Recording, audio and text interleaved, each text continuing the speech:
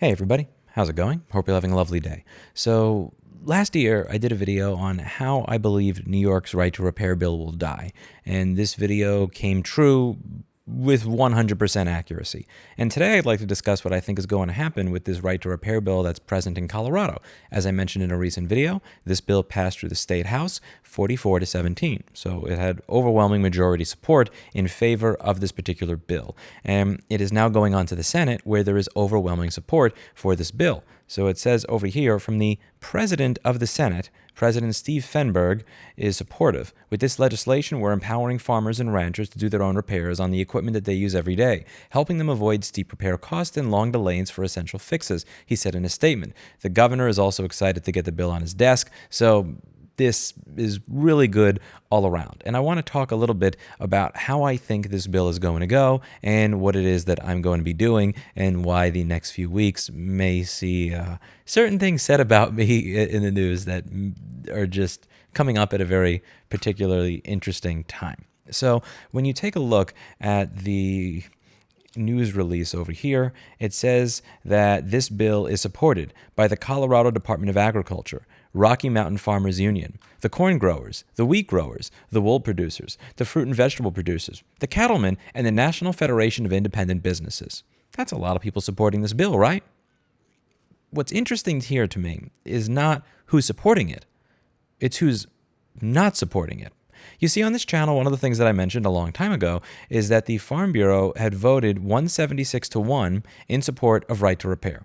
And call me crazy, I don't think there's a lot of difference between the Nebraska Farm Bureau, the Maryland Farm Bureau, or the Colorado Farm Bureau. You see, the constituents of the Farm Bureau that actually pay membership dues every single year would like the ability to fix their own tractors. And they unfortunately are under the false impression that these people they give money to every single year to represent their interests are actually representing their interests. And one of the things that I've gone over on this channel many, many times is that they don't represent their interests. Over here, you have the vice president of the Farm Bureau leaving to work for an organization that opposes right to repair. And this is confirmed right here. It says literally right here, sorry for the delay, was busy with this convention. Yes, I was offered a new opportunity and will be working with the Equipment Dealers Association starting next month. And then Kevin Kenny says, got it straight from Benedict Donald. The Farm Bureau vice president left to work for the Equipment Dealers Association that lobbies against farmers and right to repair. Over here, we go over how every single one of the politicians that gets endorsed by the Farm Bureau votes against right to repair. But the politicians that are not endorsed by the Farm Bureau vote for right to repair.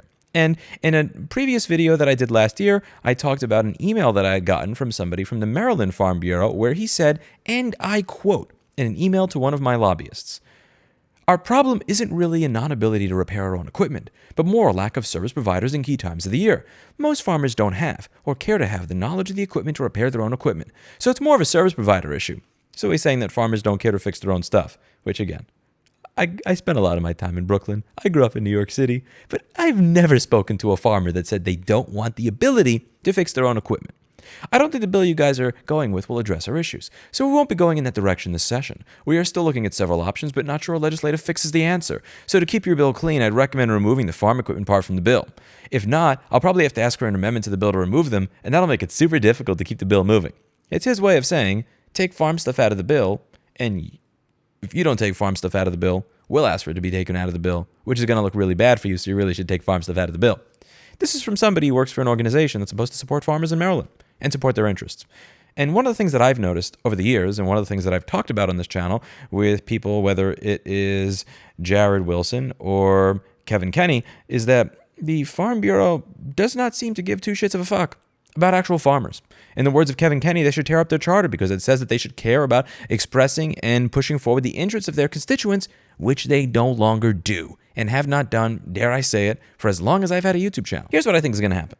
In the interview that I did with Jared Wilson, he said that A, this memorandum is not legally binding, B, they have not stood by the terms of their own MOUs in the past, and most importantly, the Memorandum of Understanding does not actually give farmers access to any of what they actually needed. Yet, as it says over here in the memorandum, they got them to commit to not push any right to repair legislation in any state. It says here, AFBF, American Farm Bureau Federation, agrees to encourage the state Farm Bureau organizations to recognize the commitments made in this MOU and refrain from introducing, promoting, or supporting federal or state right to repair legislation. refrain from supporting federal or state right to repair legislation. So the organization that is the organization most farmers are giving money to support their interests is the one organization that's not listed here. Here's what I think is going to happen, and here's what I think people should get prepared for. And the reason I'm saying it right now, before it actually happens, is because I want you to understand that this is not me being a conspiracy theorist. What they're going to do is they're going to come out against this bill. They have no choice. They have no choice. In my opinion, John Deere essentially owns them, and they really don't have any other card to play here. This bill passed through the House overwhelmingly with lots of support. It is going to pass through the Senate because A, the Senate president and many of the senators think it is a good bill, and B, I'm going to be putting substantial resources into ensuring that John Deere's FUD does not dissuade the other senators. This is not going to be a fight where John Deere's lobbyist walks in and we have nobody. This is going to be a fight where for every one John Deere lobbyist, there will be 2 or 3 of mine, because I will be paying them and ensuring that they show up so that farmers are properly represented. So they are going to have to find some way, shape, or form to use their resources to ensure that this doesn't get passed. And John Deere does not own all these local associations. They only own, again, in my opinion, the Farm Bureau. So it's going to be really, really awkward when they walk in and you have Rocky Mountain Farmers Union, corn growers, wheat growers, wool producers, fruit and vegetable producers, cattlemen, and National Federation of Independent Businesses all saying this is good for farmers, and the Farm Bureau saying that it's not. But that's the only choice that they have. They have no more cards left to play, and that's going to be incredibly, incredibly awkward for them. But I want you to understand that when you listen to this, when you hear them explain why this bill is bad, make sure you understand that these other organizations are actually comprised of real farmers that have real interests that are actually listening to them. It would be really bad for them to come out against the bill because then it actually shows their hand. It shows that they don't actually give 2 craps about farmers. But John Deere is very close to losing here. Again, 44-17. 44-17 in the House, and this has support in the Senate from the president, and it also has support from the governor. This is going to win. I imagine at some point in time, someone at John Deere thought it would be a good investment to have the Farm Bureau in their pocket so that they would no longer advocate or lobby on behalf of right to repair for farmers and do their best to slow walk every proposal. And good job, John Deere. You did it. The problem is you only did it halfway because you bought them without buying me. And I don't have a price. There's nothing you can do to make me stop what I'm doing. So what we're going to be doing here at Repair Preservation Group Action Fund is ensuring that A, that there are a substantial number of lobbyists to be there in the ear of every single one of these politicians so that when one of John Deere's lobbyists starts spreading fear, uncertainty, and doubt, that politician can then understand our side of the story. And B, ensure that we have enough that there is full coverage, that there are not going to be 10 John Deere and Equipment Dealers Association lobbyists for every one of ours. This will be an even and fair fight if it means spending every last dime that we have,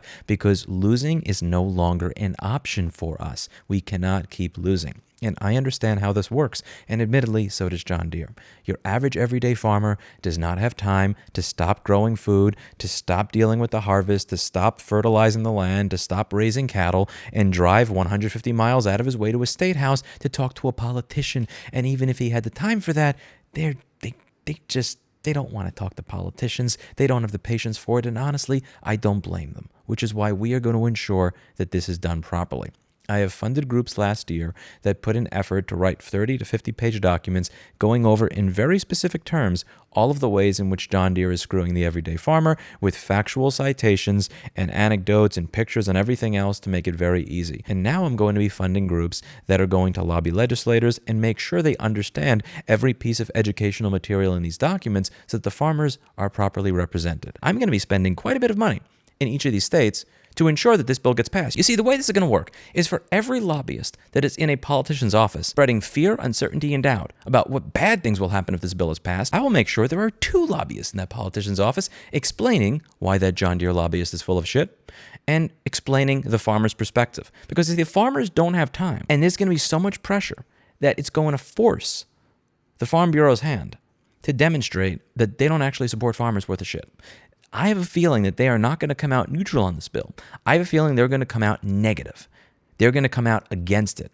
And what I think you should do is, if you're an American Farm Bureau or a Colorado Farm Bureau constituent, if you're paying them membership dues, what you should do is give them a call. Ask if they're supporting this legislation. Ask if they're against it. Ask how they're going to come out. And ask why.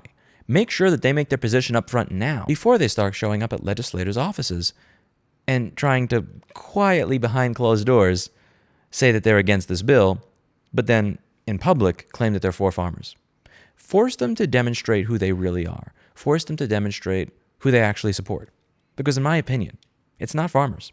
And to be clear, I'm not asking you to trust me. I'm not asking you to agree with me. I'm not even asking you to like me. What I'm asking is that you focus on people's actions and how they spend their money. All I want you to do is think about the organizations that you're currently supporting. Because right now, in my opinion, you are giving money to organizations that are actively working to subvert your interests, that are actively working against you. And I think it would work best if you did what people like Kevin Kenny did, who we discussed in this video, and send an email when your vice president decides that he would like to stop advocating for your interests and go directly to work for your opposition. Get an idea of what's going on with your organizations and have a chance to reconstitute them so that they actually work for you. I want to be clear. I'm not trying to guilt anybody, and I am more than happy, humbled, and honored to help you get what it is that you want. Because seeing you get what you want in your industry puts me one step closer to me getting what I want in my industry. But at the end of the day, it does pain me that for all of the money that all of these farmers give to these different farm bureaus around the country, that at the end of the day, the person that is hiring people to advocate for your interests is a computer repair dude from New York City. Because see what happened in 2020 with the automakers is when it came to that right to repair bill in Massachusetts, when it came to that ballot initiative, the independent mechanics were not putting in their own money, and they weren't stuck with nobody representing them. They were able to put $25 million in to get that past the finish line. And they did, 74% to 26% in favor of this bill, in favor of that ballot initiative, so that independent mechanics would be able to work on their customers' vehicles. They didn't need me to do a thing because their organizations were advocating for them properly. And I want to see your organizations advocate for you properly too. It makes me sick when I see emails like this, when I read garbage like this, where the vice president of the Farm Bureau is not only saying that he went to work for the enemy of the farmers, but that he is reminding the person that emailed him that his membership expired, as if that person is ever going to give the Farm Bureau money again. It makes me mad. Reading these things makes me sick. It's disgusting. And I want to see you guys have better for yourselves. I really do. You deserve better. You earn better. You provide food for the entire country. Think about how you can reconstitute these systems so that you're not getting screwed anymore. And in the meantime, I'm happy to pick up the slack. I don't personally give a crap about this memorandum because, as I've said in prior live streams, John Deere has a memorandum of understanding with the Farm Bureau. They don't have any MOU with me. That's it for today. And as always, I hope you learned something. And if you are a viewer watching this from the state of Colorado, I would very much so appreciate it if you had the time to email your state senator and express your support for this bill and why it matters. That's it for today. And as always, I hope you learned something. I'll see you all in the next video. Bye now.